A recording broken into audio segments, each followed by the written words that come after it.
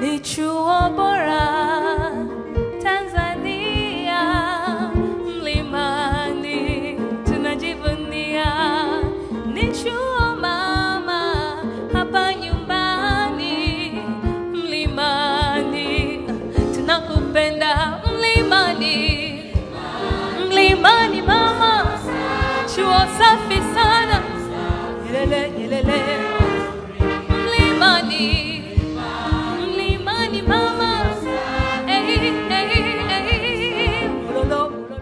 Karibu mtazamaji katika makala ambayo inaangazia maonesho ya Sita ya wiki ya utafiti na ubunifu wa Chuo Kikuu cha Dar es Salaam. Maonesho haya yanatoa fursa kwa wanafunzi na walimu kuonesha tafiti na ubunifu wao ambao utatoa mwanga na kutengeneza njia ya ajira na maendeleo kwa taifa. Mwandaji wa makala hii ni Silvano Kayera. Mimi jina langu ni Omar Zongo. Maonesho haya ya tafiti na ubunifu kwa mwaka huu 2021 ni mwendelezo wa historia ya kuanzishwa maonesho ya wiki ya tafiti katika Chuo Kikuu cha Dar es Salaam toka mwaka 2015 kuanzishwa kwake. Kila mwaka wa maonesho haya huwa yanasindikizwa na kauli mbiu tofauti ambazo zinasadifu kuchochea maendeleo ya taifa, na kwa mwaka huu kauli mbiu inasema utafiti na ubunifu kwa maendeleo endelevu ya viwanda na jamii Tanzania. Maonesho haya yameanza kwa mkurugenzi wa tafiti Chuo Kikuu cha Dar es Salaam kuanza kufungua na kuainisha namna ya maonesho haya yatakavyoenda, na huyu hapa ni Dr. Musa Ngwatu. Chuo Kikuu cha Dar es Salaam kiko kwenye maandalizi kwa ajili ya maadhimisho ya Sita ya wiki ya utafiti na ubunifu. Kwa mwaka huu tunaiita wiki ya utafiti na ubunifu kuliko miaka iliyotangulia ambapo iliitwa wiki ya utafiti. Tumeongeza neno ubunifu kwa sababu tumegundua kwamba, au ni dhahiri kwamba ubunifu nao unasaidia sana katika kuleta maendeleo ya viwanda. Katika mwaka huu 2021 kauli mbiu ya maadhimisho haya ya Sita ni utafiti na ubunifu endelevu wa viwanda na maendeleo ya jamii Tanzania. Tumeichukua kauli mbiu hii ili kwenda sambamba na kauli mbiu ya kitaifa ya Tanzania ya viwanda. Tunaamini kwamba utafiti na ubunifu unachochea, na hasa matokeo ya ubunifu, matokeo ya utafiti yanachochea maendeleo ya viwanda. Na kwa sababu ni lengo kuu sasa hivi la nchi yetu kuelekea Tanzania ya viwanda, na ndiyo maana tukachukua kauli mbiu hii katika maadhimisho ya Sita ya utafiti na ubunifu. Kwa kuwa tuko kwenye maandalizi, tumejiwekea ratiba, na kwa sababu Chuo Kikuu cha Dar es Salaam kina vitengo vingi, kwa hiyo ratiba tumeigawa katika maeneo makuu matatu. Kuanzia tarehe 27 ya mwezi huu wa 4 mpaka tarehe 29 wiki hii au maadhimisho haya yatafanyika kampasi kuu pamoja na Chang'ombe ambako kuna chuo kinachojulikana kama Dar es Salaam University College of Education DUCE. Lakini kuanzia tarehe 3 mpaka tarehe 5 mwezi wa 5 maadhimisho haya yatakuwa kwenye vitengo vyetu ambavyo viko nje ya campus kuu, ikiweko Mkwawa ambako tuna Mkwawa University College of Education MUCE. Tutakuwa Mbeya ambako tuna kitengo tunachokiita Mbeya College of Health and Allied Sciences MCHAS. na vile kitakuwa Zanzibar ambako tuna Institute of Marine Sciences. Safari hii ya wiki ya tafiti na ubunifu ilianzia ngazi ya vitengo, shule na ndaki tofauti za Chuo Kikuu cha Dar es Salaam kuona maandalizi yao kuelekea wiki ya tafiti na ubunifu ngazi ya chuo. Chukue fursa hii kuwakaribisha katika wiki ya utafiti na ubunifu ya Chuo Kikuu cha Dar es Salaam, hususan kampasi ya Kunduchi ambako shule kuu ya sayansi ya kuwa na teknolojia ya uvuvi inafanya shughuli zake.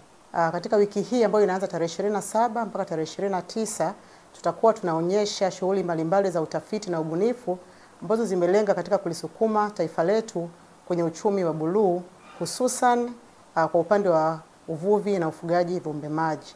Karibu ujionee shughuli za utotoaji wa vifaranga au mbegu za samaki aina ya kambali na wale wa sato. Karibu sana. Tunaweza kuzalisha samaki wengi sana kwa sababu samaki ana uwezo wa kutoa mayai 30,000. Sijui kama umenielewa. Lakini mayai yale yanatolewa mengi. Changamoto inaanza sasa kuanzia kwenye kutotoa hayo mayai na kukuza vifaranga kuja kuwa kwenye samaki. Na nitazungumza very particular kwa samaki huyu aina ya catfish. Ni samaki ambaye anazaliana, anatoa mayai mengi.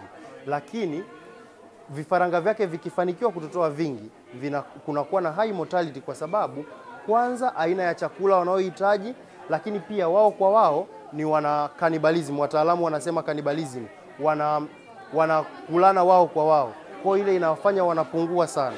Lakini wakishafika stage fulani wanaendelea kukua very steady, na ni samaki ambao ni wagumu, ni very resistive kwa magonjwa, lakini pia wana uwezo kustahimili condition tofauti za maji. Watafiti tumekuwa tukifanya tafiti nyingi kwa muda mrefu sana, lakini kwa bahati mbaya sana tafiti hizi na matokeo ya utafiti yanakuwa hayajulikani kwa jamii na pengine hasa kwa wale watumiaji wa tafiti hizi. Kwa hiyo Chuo Kikuu cha Dar es Salaam tukaja na wazo kwa mwaka mara moja angalau kuwa na wiki ambayo tunatoa fursa kwa watafiti mbalimbali kuweza kuonyesha kazi zao za kiutafiti na za kiubunifu ambazo wamekuwa wakizifanya katika kipindi cha mwaka mzima. Niko katika maonyesho ya Sita ya Tafiti kuonyesha mfumo wetu wa namna bora ya kuboresha mawasiliano baina ya walimu na wazazi katika kupunguza utoro mashuleni. Kama tunavyojua, utoro ni tatizo. Na katika tafiti za Tume ya Taifa ya Takwimu za mwaka 2013 mpaka 2017 inaonyesha kwamba wanawake 85% waliacha shule kwa sababu za utoro. Lakini utoro huu ni utoro usiokuwa na sababu. Yaani kutofika shuleni bila sababu za msingi. Wanaume ilikuwa ni 95% ya watu wote walioacha shule.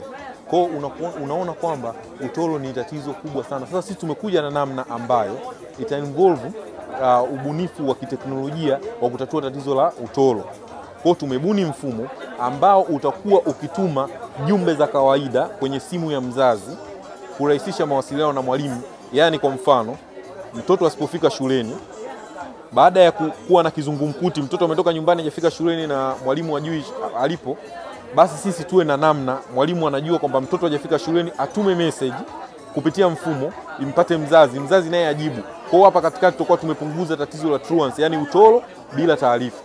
Kwa kweli kuna umuhimu katika kuboresha maendeleo ya shule kwa wanafunzi kwa sababu sio kila mwanafunzi atawajibika akiwa shuleni, na muda ambapo tunatoka nyumbani kuja shule wazazi wetu hawana mamlaka juu yetu, tunakuwa mbali nao. Kwa hiyo ni vigumu wao kumonitor tabia zetu tukiwa mbali.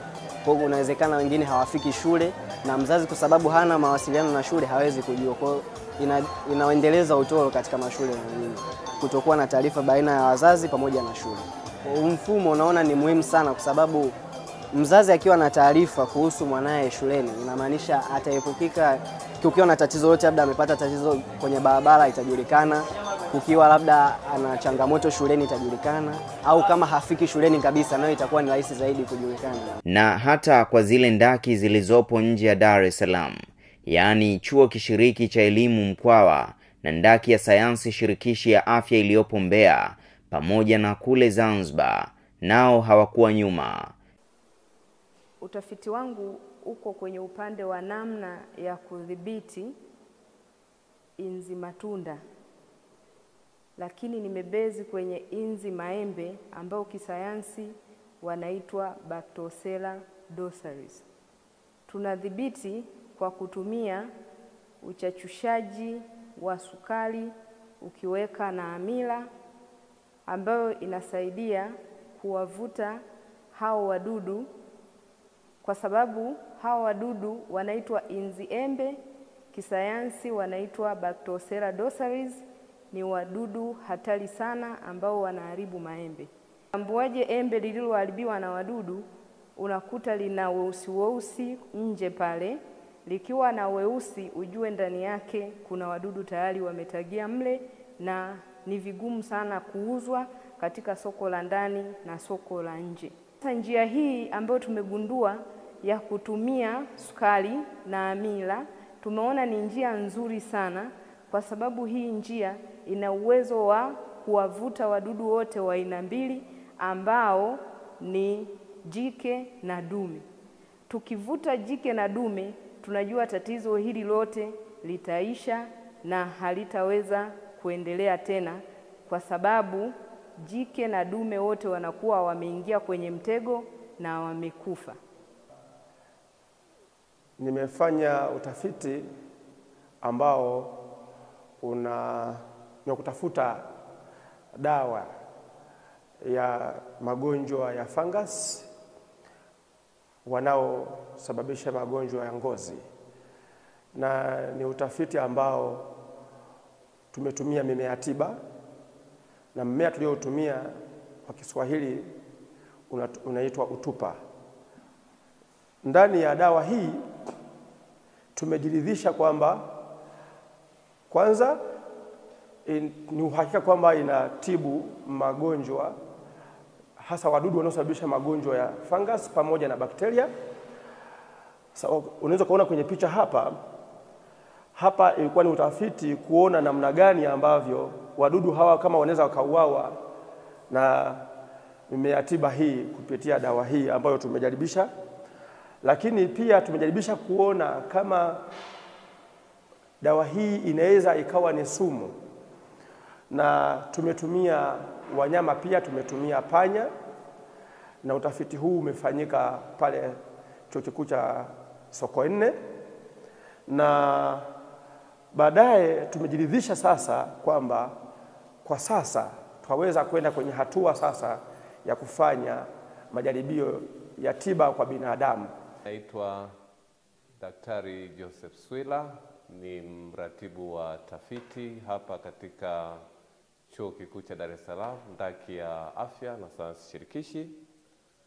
Hapa katika ndaki hii tunafanya tafiti nyingi. Tunafanya tafiti katika HIV/AIDS, ukimwi, katika malaria, katika TB, tuberculosis, katika magonjwa ya kuambukiza na yasiyoambukizwa, na magonjwa yote yanayowapata wananchi wetu wa nyanda za juu kusini na Watanzania wote kwa ujumla. Kwa kifupi, ndaki ya afya na sayansi shirikishi kama sehemu ya Chuo Kikuu cha Dar es Salaam imekuwa ikifanya tafiti hizi mwaka hadi mwaka, na kama ilivyokuwa desturi ya chuo kikuu imetenga wiki moja katika mwaka ili kutoa mrejesho kwa wadau mbalimbali, ikiwepo wananchi wenyewe ambao wanahusika na afya yenyewe kwa ujumla, wanao support, mafunders, wafadhili katika hizi tafiti. Kwa hiyo katika hiyo wiki moja ambayo ndaki na chuo kikuu kwa ujumla inafanya mrejesho, inatoa feedback katika tafiti zote ambazo chuo imefanya kwa mwaka mzima, inatoa feedback katika nyanja hizo ambazo tafiti zimefanyika. Mfano, katika ndaki hii ya Mbeya na tafiti nyingi zimefanyika, na tulifanya wiki hiyo ya utafiti kuanzia tarehe 3 mpaka 5 mwezi Mei, na washindi walipatikana na tafiti zilikuwa ni nyingi, na tulialika wadau mbalimbali ambao tunahusiana nao katika hizi tafiti. Mfano, tulialika wadau wengine wa vyuo mbalimbali vilivyoko hapa Mbeya, wanafunzi wa shule ambazo tunataka wajifunze na wenyewe wajue nini ndaki ya Mbeya inafanya. tulialika wanafunzi wa Loleza Secondary, tulialika wanafunzi wa Mbeya Day Secondary ili waje wajifunze. Kwa kifupi, tafiti hizi zimesaidia kuboresha afya, zimesaidia kutibu wagonjwa, hiyo direct, moja kwa moja, mgonjwa anakuja anatibiwa na anapona, anaendelea na shughuli zake za ujenzi wa taifa. Katika mpango mrefu zaidi, kwa wananchi inasaidia kutoa chachu kwa watunga sera wa taifa hili. Tafiti zinazopatikana zinapelekwa wizarani na kwa watunga sera ambao zinawapa chachu katika kuboresha matibabu na policy treatment regime ya magonjwa mbalimbali hapa nchini. Kwa wanafunzi wetu ambao tunawafundisha hapa, inawasaidia kuwa na kujua kwamba utafiti ni muhimu na uwezi ukaongea chochote, uwezi ukashauri chochote bila utafiti. Kwa hiyo katika wanafunzi wetu wanajifunza namna ya kufanya tafiti na wanajua kwamba wakipata takwimu fulani wanazichakata na wanapata majibu sahihi ambayo yanaweza kushauri serikali au mtu yote katika kupata matibabu yaliyo bora. Na pia wanawasaidia kufanya uamuzi ulio wa uhakika. Maana katika tafiti lazima upate utafiti na upate majibu yaliyo sahihi ili uweze kushauri mtu kwa uhakika na kujiamini. Kwa hiyo katika hilo, kwa wanafunzi wetu katika kuwafundisha hapa namna ya kufanya tafiti, nafikiri linawasaidia huko watakapoenda baada ya kumaliza masomo yao, wawe wafanyakazi na madaktari wazuri katika kusaidia kuboresha afya ya wananchi na Watanzania wote kwa ujumla. Maonesho ya Sita ya wiki ya tafiti na ubunifu kwa ngazi ya vitengo, taasisi na ndaki ilikuwa ni sehemu tu ya safari ya maonesho ya wiki ya tafiti na ubunifu, na hatimaye kuelekea tarehe za maonesho ya wiki hiyo ngazi ya chuo yakafika.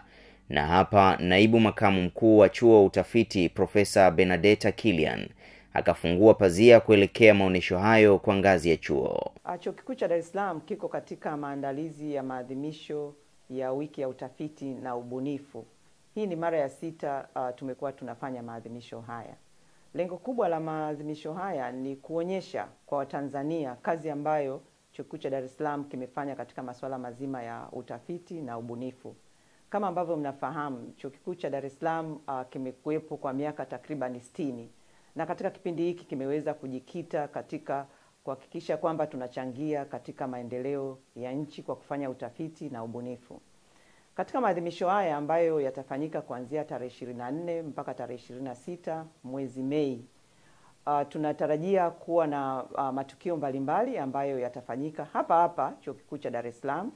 Katika siku ya kwanza ya ufunguzi, mgeni rasmi atakuwa Waziri Mkuu wa Jamhuri ya Muungano wa Tanzania, Mheshimiwa Kassim Majaliwa.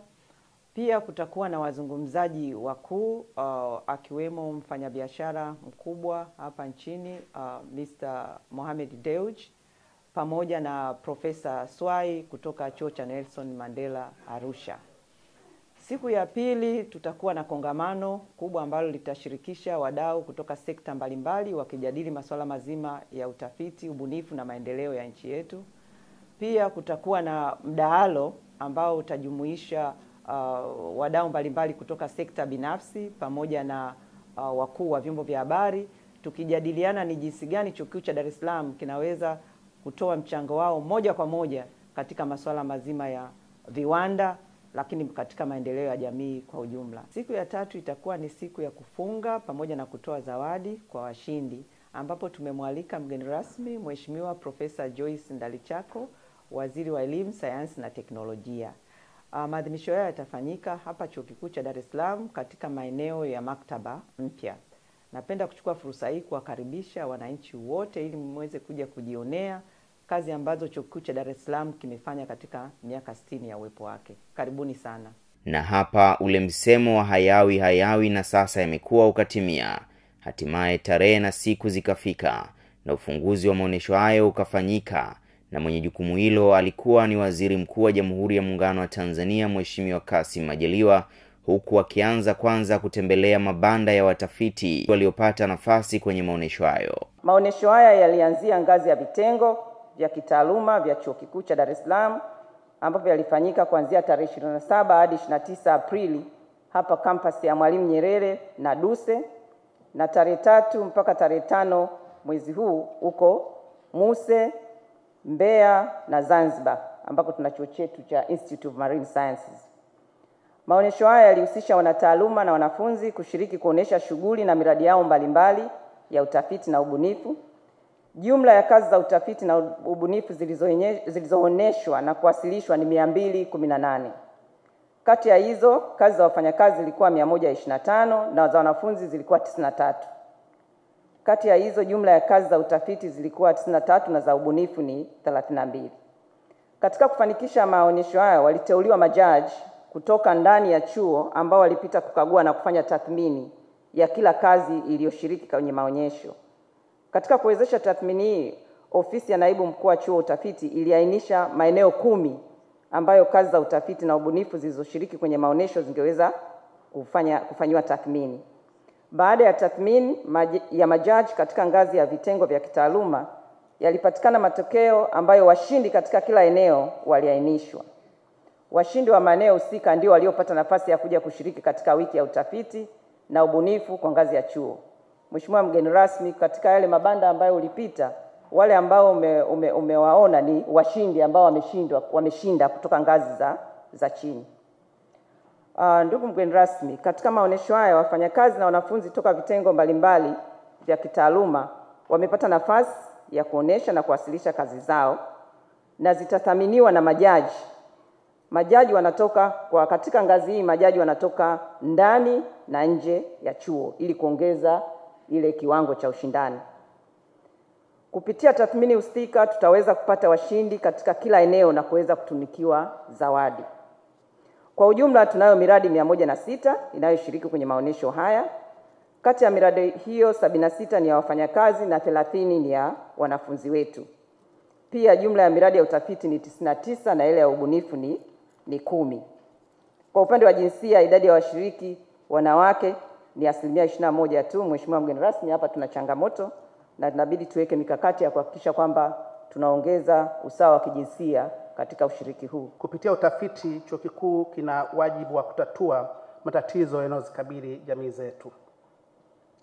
Katika muktadha huu, wanazuoni wabobefu wanasema, na nukuu, "Universities without research activities run the risk of becoming glorified secondary schools." Kwa tafsiri nyepesi, vyuo vikuu bila shughuli za utafiti vina hatari ya kuwa na hadhi ya shule za sekondari. Katika muktadha huu ni wazi kuwa kwa hadhi ya taasisi inayoitwa chuo kikuu, hata mwanataaluma asiyefanya utafiti ana hatari ya kuwa na hadhi ya mwalimu wa shule ya msingi au sekondari. Chuo kikuu ambacho ni makini hakiwezi kuwavumilia wanataaluma wa hadhi ya walimu wa shule. Mgeni rasmi, katika ngazi ya jamii ambamo chuo kikuu ni sehemu yake na kina maslahi yake, uwasilishaji wa matokeo ya utafiti na ubunifu ni muhimu sana kwa wadau wakiwemo wanataaluma, watunga sera, wafanya biashara, wenye viwanda na wengineo. Haya ni maadhimisho ya Sita wiki ya utafiti na ubunifu yenye maada utafiti na ubunifu kwa maendeleo endelevu ya viwanda na kijamii Tanzania. Mgeni rasmi, Chuo Kikuu cha Dar es Salaam kina mihimili mitatu ambayo ni ufundishaji, utafiti na utoaji wa huduma kwa jamii. Mihimili hii ndio huongoza shughuli na mikakati mingi ya chuo. Wiki ya utafiti na ubunifu ni moja ya njia za kusambaza matokeo ya utafiti na ubunifu na kujenga uelewa wa wadau na umma kwa ujumla kuhusu shughuli za utafiti na ubunifu katika Chuo Kikuu cha Dar es Salaam. Hivyo, wiki ya utafiti na ubunifu ni jukwaa muhimu la chuo chetu katika kuhamasisha ajenda yetu ya utafiti, wakati huo tukichangia katika mipango ya maendeleo iliyopo na ijayo ya nchi yetu. Kwenye chuo kama hiki unakuta kuna kampuni ya Boeing, kuna kampuni kubwa kama za Melinda and Bill Gates ziko hapo kwenye university. Kwa hiyo university inafanya kazi na viwanda sambamba. Kwa hiyo matatizo ya viwanda yanakuwa ni matatizo ya university. University haifanyi kazi kwenye kipekee. Kwa hiyo inakuwa ni mawasiliano wa saa zote. Kwa hiyo kila kitu kinachofanyika university kinakuwa kina mtu ambaye anakihitaji, kuna kama ni jamii. Kwa hiyo ndio inafanya nchi nyingi kama hizo Korea na Singapore ziendelee upesi kwa ajili hiyo. Sasa tuende kwa rasilimali watu. katika watu milioni moja Korea bado, na niko Korea bado, ukiangalia katika watu milioni moja Korea, kwa Korea katika milioni moja ya watu 6,000 wako kwenye research, lakini ukiangalia kwa Tanzania katika watu bilioni moja unakuta ni 36 tu wako kwenye research ambazo za kulipwa, lakini ukiangalia jumla kabisa unakuta Tanzania ni watu 70 katika milioni moja na Korea ni watu 8,000. Kwa hiyo unaona katika rasilimali watu sisi tuko watu wachache mno kwenye research, watu wachache mno kwenye research ukilinganisha na wenzetu. Kwa hiyo research ni fedha pamoja na rasilimali watu. Chuo Kikuu cha Dar es Salaam, kama alivyosema makamu, haya ni maonyesho ya utafiti na ubunifu kwa mara ya 6.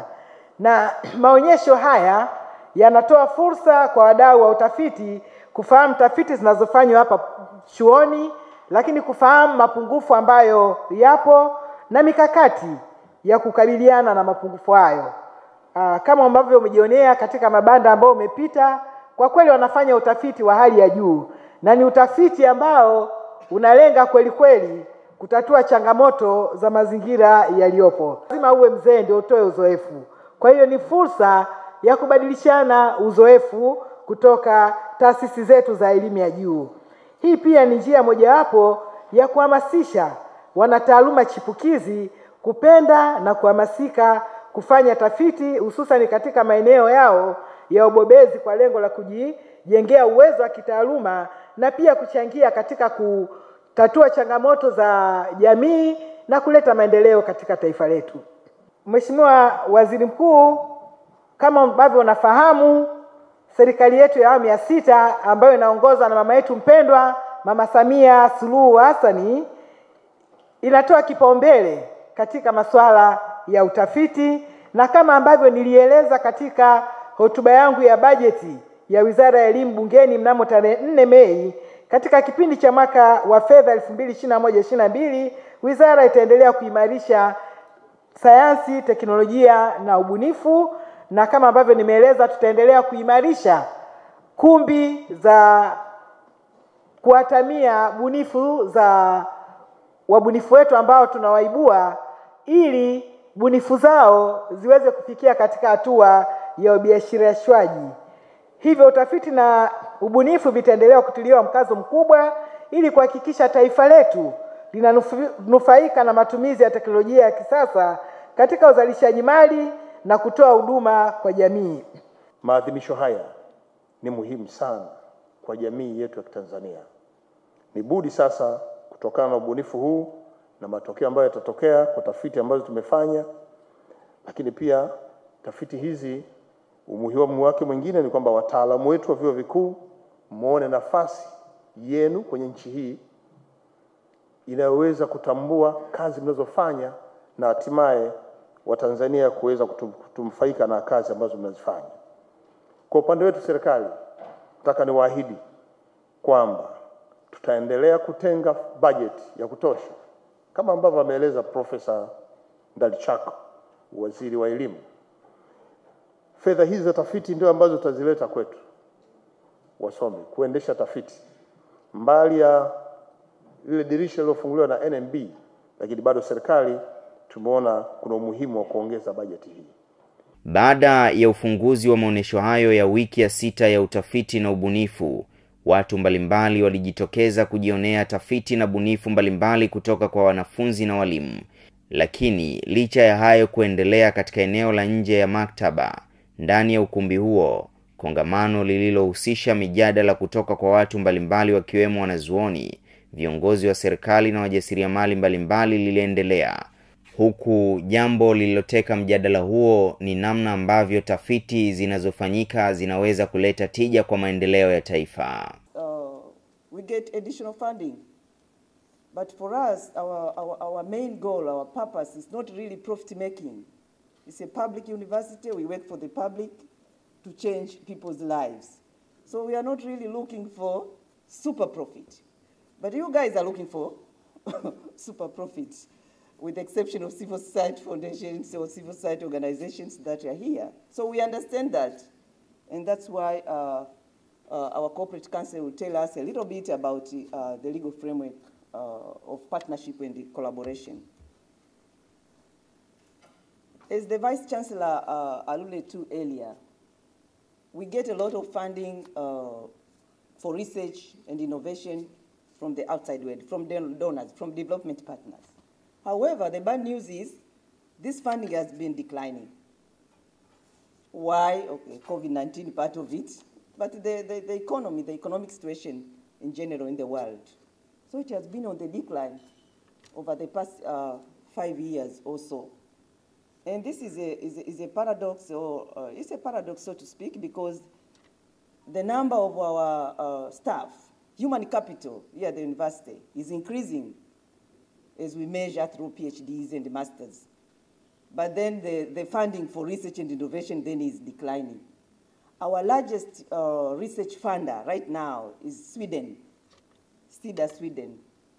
We have a contract with Sita, Sweden for 38 billion Tanzanian shillings for a plan of 5 years.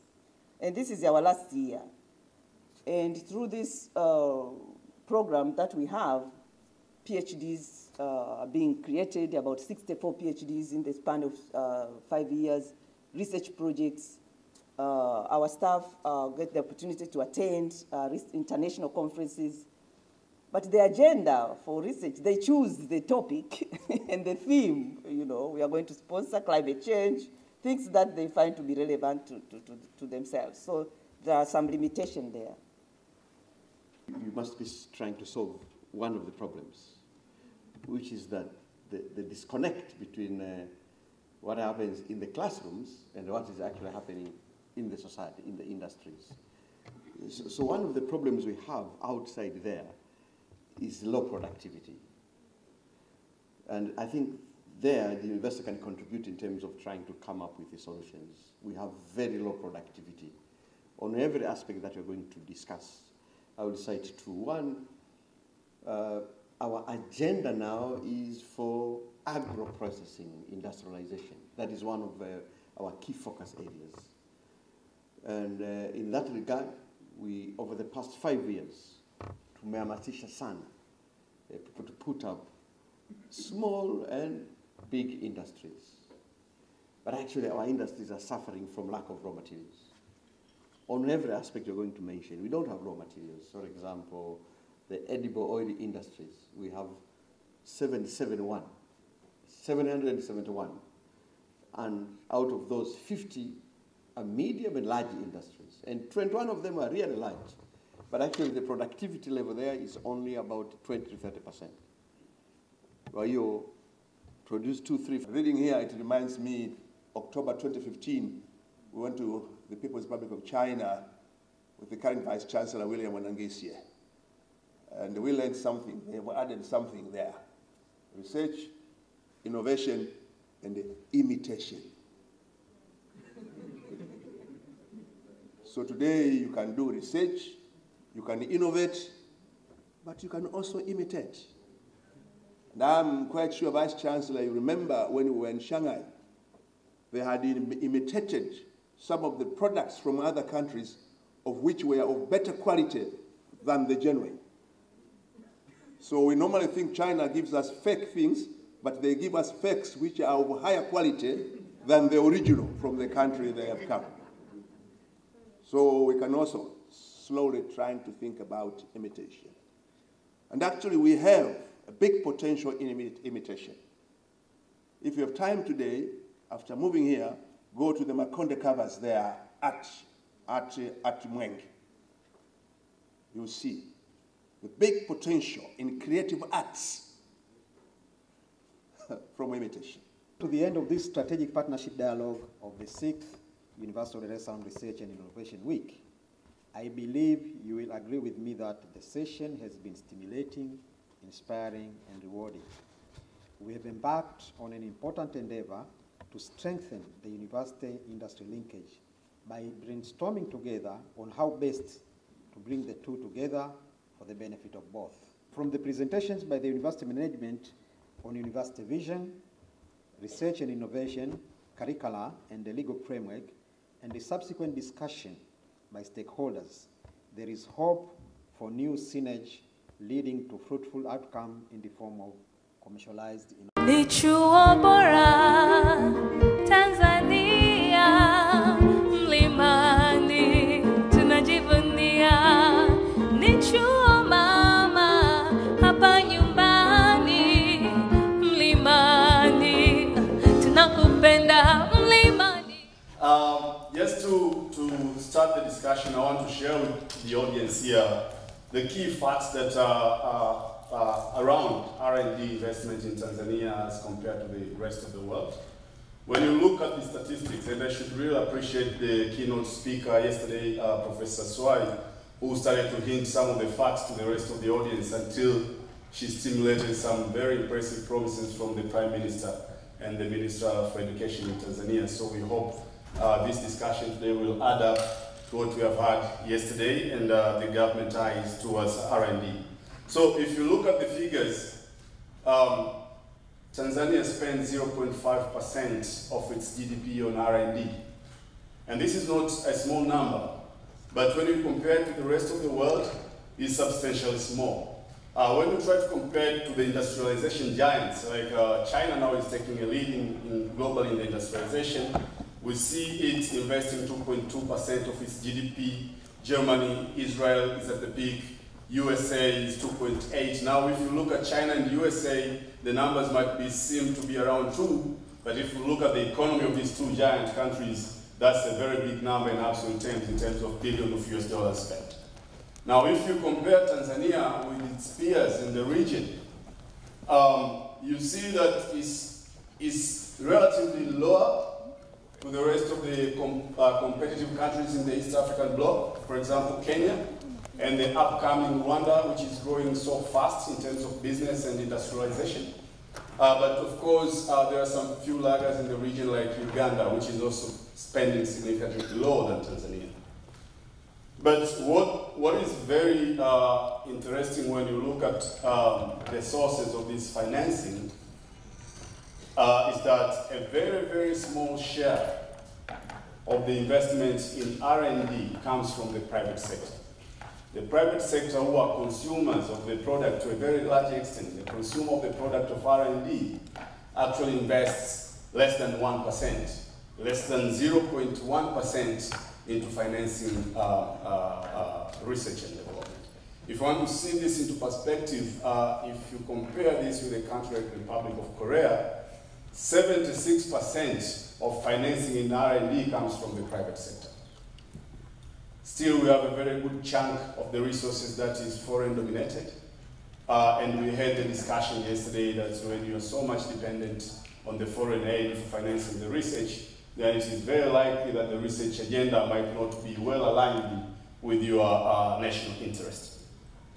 So these are some of the issues that I would really like to tease out to our panelists and get their perspective. We are lucky to have representatives from across a range of specialities, from the investors, innovators, engineers, and researchers here in front of you, as I will introduce them in length shortly.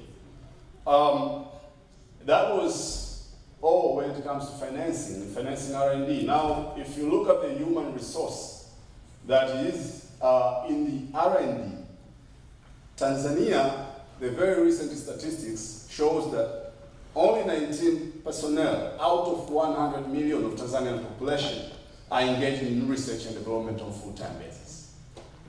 Is this small enough? Is this big enough? You compare it to the Republic of Korea that invests almost 6,400 of its, out of 1 million people of its citizens are engaged in R&D.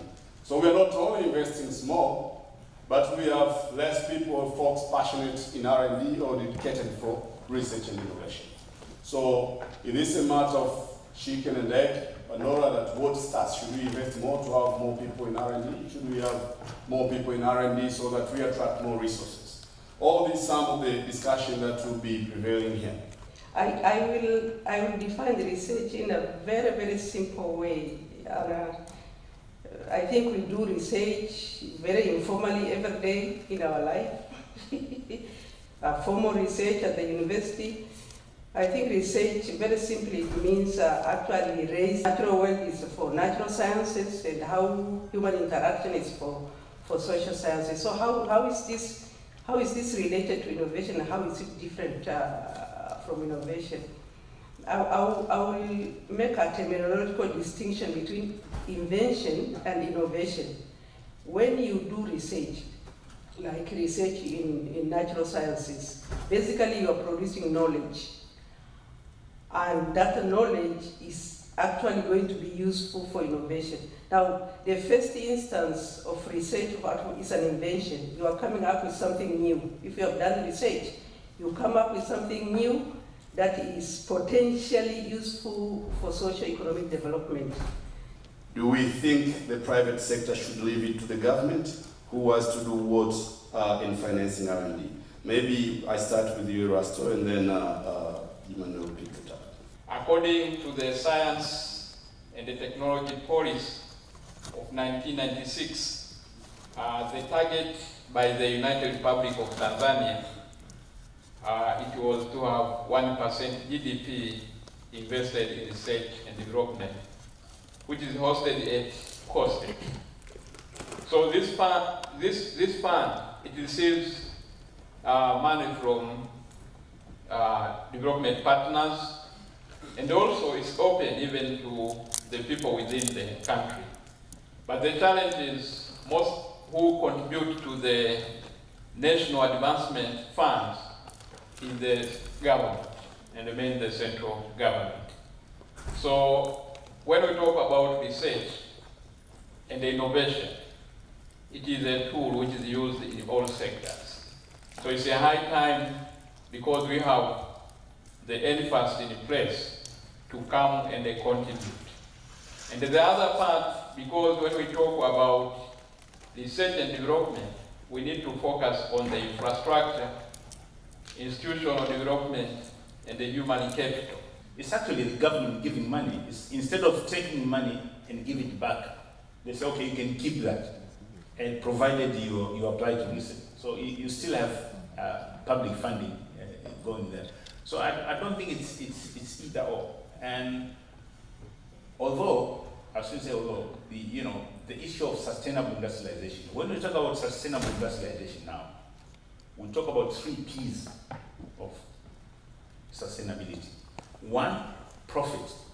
I agree with you that the business is business and people make profit. So the one is profit for commercial sustainability. 2 is people. Now, people as your suppliers, as your customers, as stakeholders in general. That if people boycott your product, if people don't want to buy what you finish. So to maintain your market, to maintain your customer loyalty, so it makes business sense. The 2nd P, and the 3rd P is planet. So we're talking about the biosphere now. We're talking about water. We're talking about quality of air, because if we don't keep the quality of air and say water, which maintains people's health, there is a huge social cost. First of all, it may be directly to your workers, falling sick, maybe losing your best workers, dying, your respiratory diseases. So I don't think that works against your commercial sustainability. But generally, if say the health bill of the nation goes up, it doesn't augur well. So there is every reason for the private sector to be interested. Yes, I'll say the missing link between the 2 or 3 entities is the setup of the same entities. For example, when we say when the university is doing its research, why is it not consumed by the industry? Or why industries are not coming to the university to look for solutions? I would say that this is a setup of the university and the industry. And maybe I would emphasize from what Jumane said, private sector is commercial based. They want to see the profit. and they will invest in something that will give them profit. And when we come back to our university, I'll tell most of the universities in this country are still in the second generation university. We emphasize much on education and research, but we are kind of backing back. We are kind of not involving much to know the use of what results of our research is going to be used. So that is the missing link. So we'll teach properly, we'll do our research, and when the results are up, we are kind of leaving it for someone else to take it over and make use of it. We are not so much on making sure that my result is supposed to be commercialized or is supposed to be put into use. So if we were to move into that direction, which means that our university is going to turn into second generation to third and fourth, whereby apart from only teaching and research, we are also responsible, also taking lead on the product or processes or services that is the outcome of our research. That is where we would, from the beginning of the research, would make sure that we have to determine who is going to be user of these results. I will not embark into research processes of which I do not know who is going to be the user. So during the process, I'll also be interacting with the user of my output to make sure that I produce something that will be acceptable and directly get into use. So I think in order for, let's say, the university to forge the link with the industry, it is supposed to change its way of operating from second generation university to third and fourth university. And then from the industry as well, once we create this link, then it's also possible for the government to chip in and also maybe change some of the policies to emphasize the linkages. I already see some of the efforts.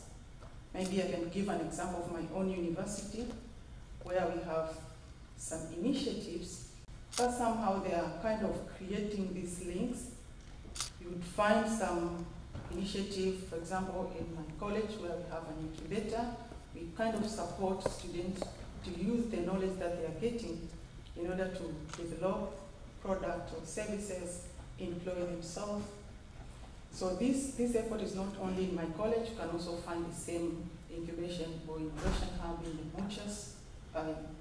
I know about it. Also, some efforts are also happening in the College of Agriculture and Fisheries, as well as the university has also set up a center for innovation and entrepreneurship. It's like the center is supposed to support initiatives that are happening in different colleges. Sasa tumekuwa engage with different actors, na private sector, if I must be specific, from time to time. Kwa mfano, makampuni mbalimbali yalikuwa na sponsor Tafiti. Kwa mfano, kampuni ya ilianzisha program ya sponsor oil and gas masters, very popular program, watu wameajiriwa kazi. Kuna Geita Gold Mines, sasa hivi tumeingia nao MOU, kutengeneza gari, electric car, electric vehicle, ambayo itatumika kwenye halmashauri ya Geita.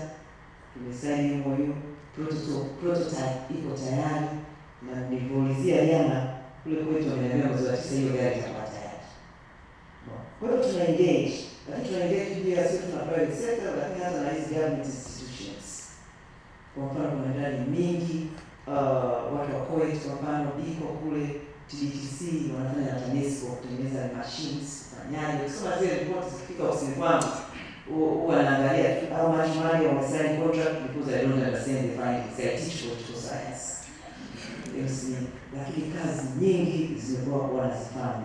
Kimsingi nataka kusema kwamba kinachofanyika sasa hivi kitakiwa kile kilichofanyika tarehe 25 mwezi wa 10 mwaka 1990. Tusingekuwa hapa leo. Nakiri kwamba tusingekuwa kama nchi. Na Chuo Kikuu cha Salaam ni alama ya elimu ya juu Tanzania. Jana nisema kwamba hapa ndio kitovu cha fikra za kimapinduzi kiuchumi. Kiuchumi na sasa hivi tunashukuru sana Mungu tumepata pesa kidogo. Tunajenga shule kuu ya uchumi ambayo sasa hivi itakuwa itakuwa tena. Lengo kubwa ni kwamba watusaidie kusaidia nchi itoke hapa ilipo na kufika mahali.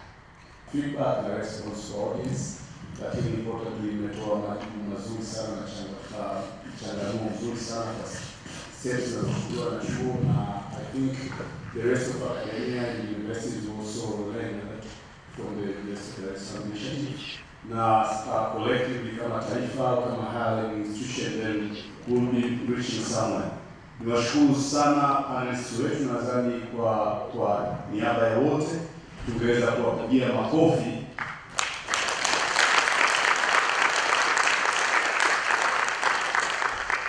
Na kwa niaba ya panelists nadhani tumemaliza discussion yetu ya leo. Nirudishe mic kwa Director Salaam. Asante sana.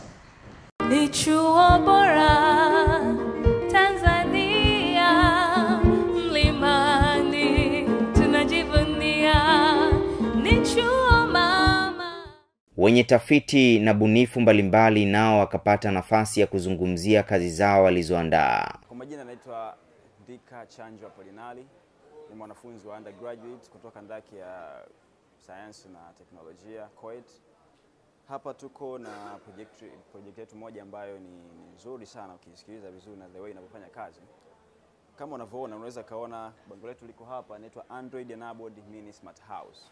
Au unaweza kaona kwa pembeni kidogo tumekuwekea ni majina yake vizuri sana hapo. Hii ni house ambayo unakuwa una uwezo wa kucontrol electrical devices zako zote kwa kutumia simu yako ya mkononi, kwa maana ya smartphone au simu janja. Na devices zenyewe ambazo tunazungumzia ni zipi? Ni taa, tuna socket hapa ambayo unaweza kuconnect TV, unaweza kuconnect feni, unaweza kuconnect fridge, kifaa chochote kile ambacho kinatumia umeme, unaweza kucontrol kutumia simu yako ya mkononi. Ndio kitu kikubwa ambacho kinaonekana hapa. Sasa kwa habari hiyo, ukimpa mtu habari ya namna hiyo, kama this is a smart house, moja kwa moja anategemea kifika eneo hilo au katika nyumba hiyo, hategemei tena kukutana na switches. Lakini katika project yetu unaweza kuona pia kuna switches hapa. Tumeweka switch ambayo ni mechanical switches. Kitu ambacho kinaweza kikashangaza kwa sababu habari ambayo tumempatia mtu wa namna hiyo ni kwamba hii nyumba haitumii switches tena, tunatumia smartphone kucontrol kila kitu. Hizi tunasema ni plastic za viwandani, ni kwamba zinaweza zikakaa muda mrefu sana kwenye mazingira bila kuoza. Na umuhimu wa hizi bioplastic ni kwamba zinakaa muda mfupi baada tu ya kuzitupa kwenye mazingira au kuziexpose katika mazingira ambayo ni rahisi kuoza. Watu wengi wanaweza kuuliza kwa mimi nitatumia bioplastic mazingira nyumbani. Je, ikioza kipindi natumia? Hapana. Kwenye mazingira nyumbani haitaoza. Lakini ukishaitupa kwenye mazingira ambayo umeweka katika hali ya kuoza, sisi tunasema kwamba itaoza kwa muda mfupi kwa sababu imetengenezwa na polymers ambayo tunasema ni natural polymer. Huu mradi unahusu kupika kutumia mionzi ya jua. Kwa nini tumeamua kuandika tukapata mradi huu? Kwa sababu jua tumepewa na Mungu la bure. Na hili jua linaweza kutumika katika njia mbalimbali. Kwa hiyo katika kitengo chetu cha solar energy tuna mradi ambao unafanya kazi kufikia jamii. Mmoja wapo ni huu ambao tunatengeneza jiko moja nzuri sana sanifu kwa kupikia kutumia mionzi ya jua. Hili jiko linafanya kazi wakati jua linawaka. Na linaweza kupika vyakula kama ugali, maharage, kawali, kupika makande, kuchemsha maji, kukaanga mayai, hata chips unaweza ukakaanga kupitia jiko. Lakini ukiangalia katika uhalisia wake linapunguza sana matumizi ya nishati zingine kama gesi, mkaa. Ukiangalia mkaa miti mingi sana inakatwa na kunakuwa na uharibifu mkubwa sana wa mazingira. Kwa hiyo ukitumia hili jiko unapunguza sana matumizi ya nishati zingine. Kwenye maonyesho haya nimekuja na utafiti wa namna ya kutatua tatizo la kuzaliana kwa kambale. Kama ambavyo wengi watafahamu, na kwa ambao wafahamu, samaki ya aina ya kambale ni samaki ambao wazaliani wakiwa wamefugwa. Kwa hiyo wanahitaji namna ya kuzalishwa kwa namna ya kupewa vichocheo tofauti tofauti. Utafiti wangu umeanza baada ya kuona tatizo kwamba njia zinazotumika mbalimbali katika kuzalisha aina hii ya samaki zina gharama, kwa maana ya kwamba haziishi katika mzunguko wa maisha ya kila siku ya mfugaji, lakini pia njia nyingine hazikidhi matakwa ya mlaji. Kwa hivyo nikaanza kwa kufikiria kutumia vichwa vya kuku na vichwa vya bata katika kuzalisha samaki aina ya kambale. Na kutokea pale ni kwamba ninachokifanya, samaki huyu ili aweze kuzaa inatakiwa apewe vichocheo, ambao vichocheo vile ninavichukua kwa kichwa cha kuku au cha bata, na vichocheo hivyo ni tezi ya pituitary. Tezi ile nikishaichukua ninaiponda na naichanganya na maji yenye mchanganyiko wa chumvi, au kwa haraka tu ni maji yale ya drip. Nikisha yachanganya naweza kuchoma mils 5 ili kuweza kupata solution ya kumchoma samaki na samaki aweze kuzaa. Sasa kutoa mayai. Sasa sindano ile itafanya kazi kwa muda wa masaa 12, na baada ya hapo nitamkamua yule samaki na nitaweka mayai yake katika chombo kisafi, na kutokea pale sasa nitachukua samaki dume, nitampasua na kuchukua mbegu zake za kiume ili kuweza kurutubisha mayai yale na kuweka katika kitotoleshi na kusubiri kwa muda usiopungua masaa 24 ili kuweza sasa kuanza management za kiukuzaji wa samaki kuanzia akiwa ametotolewa mpaka atakapomfikia mlaji. Maonesho haya ya utafiti na ubunifu kwa mwaka huu 2021 yalikuwa kwa siku 3 tu, ambapo siku ya mwisho ya maonesho hayo zawadi mbalimbali zilitolewa kwa washindi wenye tafiti bora. Kwa Mwita Mangora ni mhadhiri mwandamizi katika taasisi ya sayansi za bahari ya Chuo Kikuu cha Dar es Salaam iliyoko Zanzibar. Kama ambavyo mlishuhudia leo, tulikuwa tunahitimisha maadhimisho ya wiki ya 6 ya utafiti na ubunifu ya Chuo Kikuu cha Dar es Salaam, na mimi nimebahatika kuibuka mshindi wa kwanza katika kundi la utafiti bora. Na utafiti wangu ambao mimi naongoza kikundi cha watu, siko peke yangu, lakini utafiti wetu unafanyika katika delta ya Rufiji, na tunatafiti masuala ya usimamizi na matumizi endelevu ya misitu ya mikoko. Na kule bado tunaendelea na huo utafiti ambao tunajaribu kuangalia njia bora za kuweza kuhifadhi misitu ya mikoko, lakini wakati huo kuweza kusaidia maisha ya jamii zinazoishi kule na kutegemea rasilimali hizo za mikoko yaendelee. Nimeshinda kategori 2. Kategori ya kwanza ilikuwa ni mtafiti ambaye amevutia kiasi kikubwa cha pesa katika nafasi moja na katika nafasi 2. Mimi nafanya katika ushindi huo ni katika miradi miwili. Mradi wa kwanza tunaangalia bioanuai ya samaki aina ya mikunga katika mito inayoingia baharini Pangani na Rufiji. Alafu katika mradi mwingine ni mradi unaoangalia samaki aina ya nduaro. Huu mradi tunashirikiana na taasisi nyingine kutoka nchi za nje. Kwa hiyo katika hiyo miradi miwili ndio tumeweza kuvutia kiasi kikubwa cha pesa ambazo kitaweza kuchangia katika utafiti, shughuli za utafiti, lakini pia kusupport wanafunzi ambao watakuwa wanachukua masomo ya masters pamoja na postdoc. Kwa hiyo katika nyanja hiyo ndio tumeweza kushinda katika nafasi hiyo. Tunachukua nafasi hii kuwashukuru uongozi wa chuo kwa kutupa tuzo hii, na tuzo hii iwe chachu kwa watafiti wengine kiasi kwamba waweke nguvu zaidi katika kuleta miradi zaidi ambayo inachangia katika kuendeleza chuo chetu, lakini taifa kwa ujumla. Lengo kubwa la huu mradi ni kwanza kusomesha watu katika ngazi ya PhD, na hapa katika ngazi ya PhD tuna nafasi 6 ambazo tutasomesha. Wanafunzi wetu wa PhD watapata nafasi ya kufanya PhD wakiwa hapa nchini, na pia watapata nafasi ya kusafiri nje ya nchi, na kwa hiyo hii PhD itakuwa hapa na nje ya nchi kwa muda wa miezi 6, nadhani nje ya nchi na hapa miezi 6. Na pia watapata kuwa na uwezo wa kusimamiwa na nafasi ya kusimamiwa na wataalamu hapa ndani ya chuo kikuu na wataalamu pia wa nje ya nchi. Kwa hiyo utaona kwamba ni PhD ambayo iko tofauti kidogo na PhD nyingine. Baada ya zoezi hilo la zawadi, Katibu Mkuu wa Wizara ya Elimu, Sayansi na Teknolojia Dr. Leonard Akwilapo alikuwa na jukumu la kufunga maonesho hayo ya Tafiti na Ubunifu kwa mwaka 2021, akimwakilisha waziri wa wizara hiyo Profesa Joyce Ndalichako. Waheshimiwa mabibi na mabwana, Chuo Kikuu cha Dar es Salaam ni taasisi kongwe inayoongoza kuwa na tafiti katika kategoria na hivyo kuendelea kuwa kinara katika masuala ya utafiti hapa nchini. Nimejulisha kwamba maadhimisho haya ni ya 6 na kwamba chuo kimejipanga kuendelea na utamaduni huu.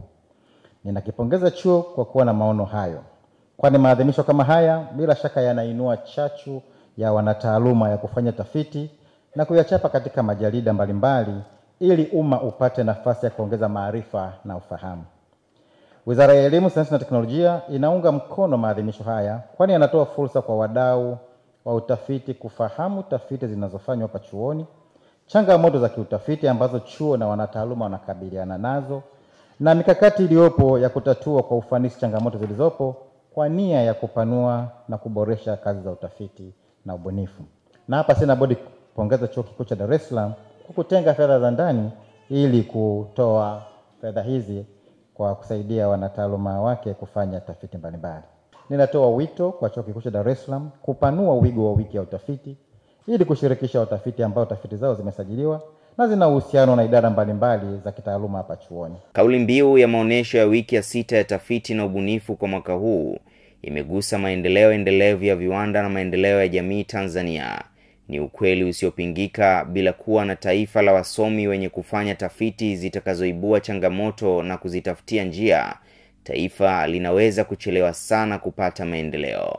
Toka mwaka 2025 mpaka leo, ni watafiti wengi kutoka Chuo Kikuu cha Dar es Salaam wameonesha jitihada zao za kufanya tafiti zilizojikita kutatua changamoto kwenye jamii. Hivyo ni vema wadau na serikali kuendelea kutupia jicho idara hii ya tafiti, hasa kwa kuwawezesha zaidi watafiti na hatimaye waweze kuleta matokeo yenye tija. Mpaka kufika hapa, mimi sina tena la ziada. Mwandaji wa makala haya ni Silvano Kayera. Mimi jina langu ni Omar Zongo. Ni chuo bora